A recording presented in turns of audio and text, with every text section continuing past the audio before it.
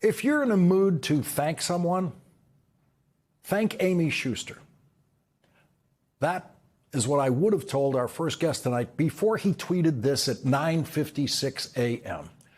The only reason these emails are out is Lawrence had the survivors' lawyers on who gave me the tip to subpoena the estate. Why did Justice or the FBI not get and release these? Congressman Ro Khanna was booked on this program on July 23rd of this year. He followed that night an appearance by attorney Brad Edwards, who revealed in our discussion that the way for Congress to obtain a massive trove of information about Jeffrey Epstein would be to subpoena Jeffrey Epstein's estate. Brad Edwards said that he knows the attorneys handling the Epstein estate, and he is sure that they would immediately comply with such a subpoena, and he was right. Brad Edwards was booked on this program that night by Amy Schuster, whose job is to find us the best lineup of guests possible for this program, and she does it every night without ever checking with me. I usually have no input on the guests. The words I say here are mine. What you hear from me on this program comes from me. I write the scripts, but that's just one piece of a program like this. Melissa Ryerson, for the last several years, has been deciding what the shape of this program should be. She has a much better command of the news landscape than I do every day, and she suggests what we should be covering, and she's always right. And only then do I apply my thinking to what we're going to present to you tonight, and eventually my writing of what we will present to you tonight. But having Brad Edwards, who is an attorney for hundreds of the survivors of Jeffrey Epstein, join us on this program that night was Amy Schuster's idea. And telling us about sending a subpoena to the Epstein estate was Brad Edwards' idea, announced right here on this program. I didn't think that up. I never would have thought of that. And so, yes, Congress issued the subpoena that produced these emails because Brad Edwards suggested that they do that on this program, and Congressman Ro Khanna, who was the next guest on this program that night, immediately said on television that night that he would take up that suggestion. And then he helped lead the charge for the subpoena issued by the House, a Republican-controlled House. A Democratic member of the House of Representatives who gets the idea of issuing a subpoena to the Epstein estate on this program and then brings that idea into a Republican House of Representatives and prevails and manages to persuade the House of Representatives controlled by Donald Trump's loyalists to do something that has the potential to not just crush Donald Trump as a politician, but depending on what else might be revealed in the Epstein files and as a result of this subpoena, maybe Donald Trump's presidency could come to an end. Maybe Donald Trump could become the second president to resign the presidency, the second Republican president to resign the presidency. How bad can this get for Donald Trump? We have no idea, but he does. Donald Trump knows exactly how bad it can get because he knows everything about his relationship with Jeffrey Epstein. He knows everything that is or might be in the Epstein files or in the possession of the Epstein estate that could be damaging to him. He knows. And we see the way he's behaving about this. This might be the worst of it. What we've discovered in Jeffrey Epstein's emails today might just be the worst of it. And if it is, then Donald Trump can probably survive this.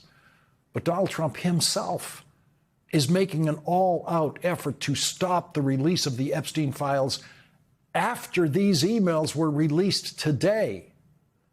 Donald Trump has made the judgment that what remains hidden in the Epstein files must never be seen by anyone.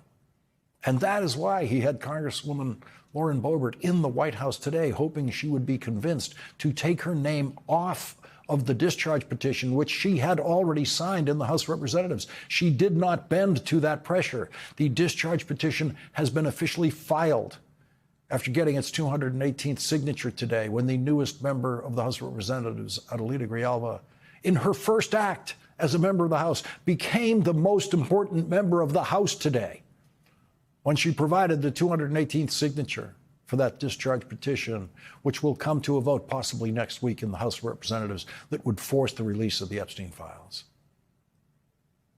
J.D. Vance is doing exactly what Gerald Ford did while the Nixon presidency was sinking and Richard Nixon was under increasing pressure over several months that led to his resignation.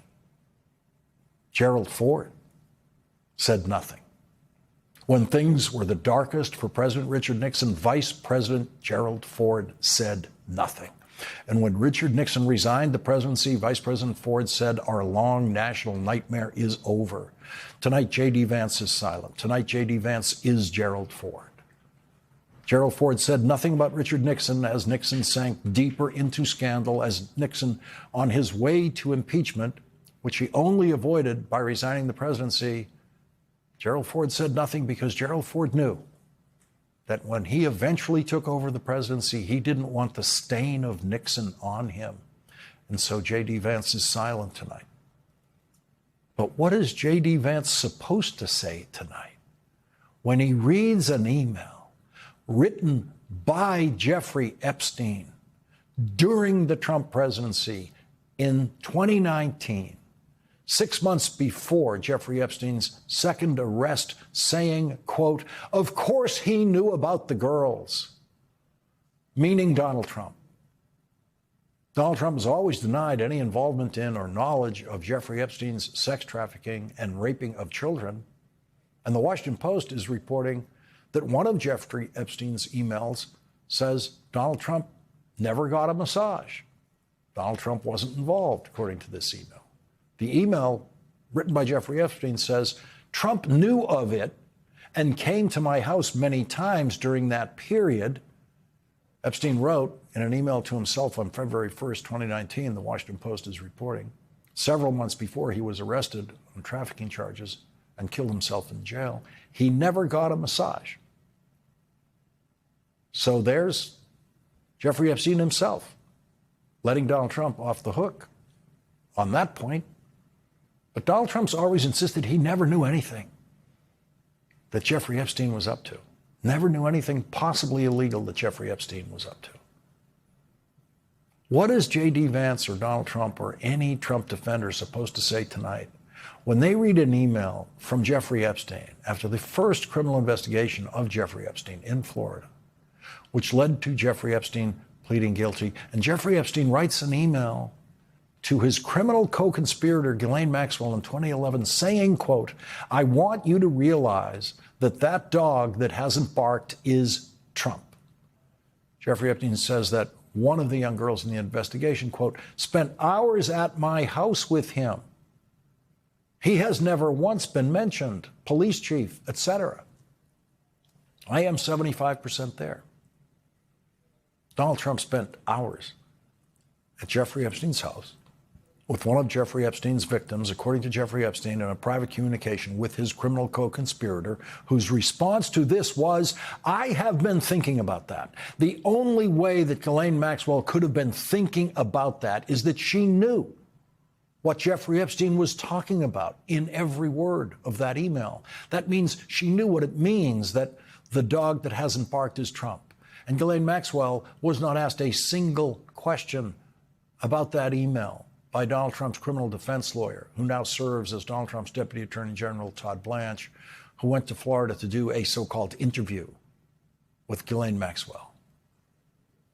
The Justice Department could have had that email and hundreds of other emails that we haven't seen yet that would be very specific about Donald Trump and Jeffrey Epstein and Ghislaine Maxwell, that would have been legitimate and serious points of questioning for Ghislaine Maxwell, who's never, ever answered questions to any federal prosecutor or in her federal criminal trial about any of this. Donald Trump has obviously been living all year in fear of release of the Jeffrey Epstein files, and tonight that fear has to be more intense than ever. The fear that makes him snap and call Republicans very bad and stupid is an informed fear. It is not an irrational fear. It's an informed fear, because Donald Trump knows exactly what his relationship with Jeffrey Epstein was. We don't. Donald Trump knows exactly how much direct exposure and familiarity he had with the people Jeffrey Epstein calls the girls. in his email. We don't. We don't know that, but Donald Trump does. Donald Trump knows everything about his relationship with Jeffrey Epstein that might be in the Epstein files. And knowing everything that Donald Trump himself knows about his relationship to Jeffrey Epstein, Donald Trump had a choice. He could have said, let it all come out. I have nothing to fear because I know everything about it and I know there's nothing to fear. Or knowing everything Donald Trump knows about his relationship with Jeffrey Epstein, and after having been briefed about what the Epstein files say about him by his Justice Department, Donald Trump seems to have decided that the Epstein files must never come out. That's the position he has chosen. And now the dog is barking at the very bad and stupid Republicans who support the release of the Epstein files. After the dog barked at those Republicans and called them bad and stupid at 2:03 p.m. today, 4 hours later, Politico reported senior Republicans privately believe dozens of Republicans will vote for it, possibly 100 or more, according to 5 people granted anonymity to speak candidly. And so the mad, barking dog might be on his way to creating the biggest bipartisan landslide vote against Donald Trump the House of Representatives has ever seen. Tonight, instead of looking at the Epstein files that were created by the Justice Department's investigation into Jeffrey Epstein, we are looking at emails about Donald Trump written by Jeffrey Epstein that were in the possession of Jeffrey Epstein's estate after his death. And we have those emails tonight thanks to a thread of luck that began 112 days ago when Amy Schuster decided that the guests on this program that night should be attorney for Epstein survivors Brad Edwards, along with Congressman Ro Khanna and Andrew Weissmann.